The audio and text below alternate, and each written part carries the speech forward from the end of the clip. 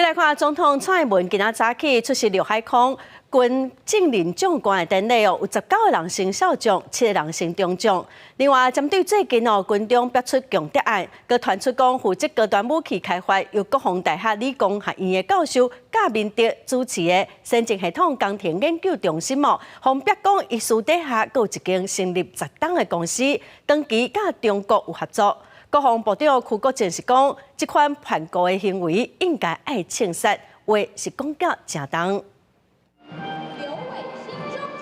和每一个政任长官点头致意，表达祝福。总统蔡英文12亲身主持112年后半年陆海空军政任长官的自编典礼。这摆拢总有19个人进任少将，7个人进任中将。其中进任中将的郭俊德是接管陆军偏防部的指挥官。在两岸情势这么紧张的时阵，偏俄自然是台海前线作战上重要的一个点。我想我们澎防部在台湾西南海域是一个非常重要的屏障。那我们镇江部队镇海卫江，我相信过去之后会秉持各任指挥官打下良好的基础，持续的能够精进各项的战备任务训练。未来在强化部队的训练和人才的培育时，也持续精进，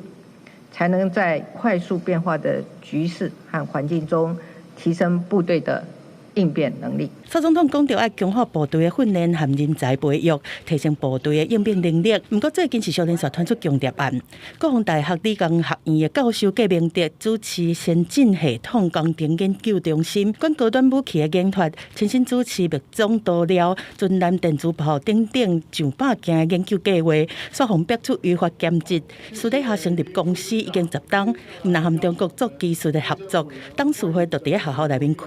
郭明德更真侪摆出入中国，引起国安的危机。就要枪毙掉，我们也期望这样子。邱国正是讲党话专案以上发办，郭明德10档内经手68件研究案，国防部初步认定是无涉密的疑虑，但是哪里立委拢批评讲国防内控失灵。不仅是叛国，还是占尽国家的便宜，那这个让人家觉得作呕，而且可恶哈。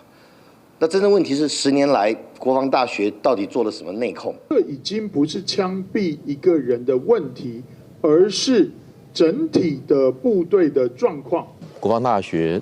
这个教授的这些相关状况，那目前不管是行政调查或者是司法侦办都在进行。李德伟认为讲，这是废除军法了后的严重弊尾，要彻底检讨军纪教育失灵。国防部是表示讲，中国对台的威胁唔闹飞弹，包括征收认知作战，国军对少数人的不法行为是表达严重的谴责。